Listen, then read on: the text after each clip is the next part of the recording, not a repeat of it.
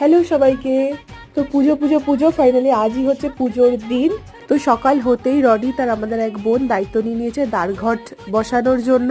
জানোই তো তোমরা সবাই পুজো বা যে কোনো শুভ কাজে আমাদের বাড়িতে দ্বারঘট বসানো হয়।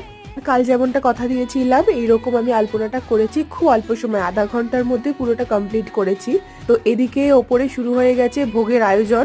এখানে মা কালীর জন্য 21 রকম পদ রান্না হচ্ছে, আমাদের দিদারা মিলে সেটা আয়োজন করছে। আর এদিকে হয়ে যাচ্ছে মায়ের ভক্তদের খাবার ব্যবস্থা, সকালে ব্রেকফাস্ট লাঞ্চ ডিনার সবটাই হবে। এর পাশাপাশি আমরা চলে গেছিলাম মাকে সাজানোর জন্য।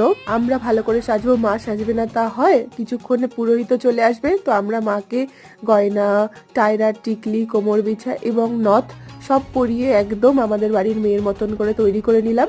কেমন হয়েছে সাজটা সেটা কিন্তু তোমরা জানিও। দেখো পায়ে নুপুরও কিন্তু পরিয়েছি, সেটা ভুলিনি। কেমন হয়েছে অবশ্যই জানিও, বাকিটা পরের পার্টে।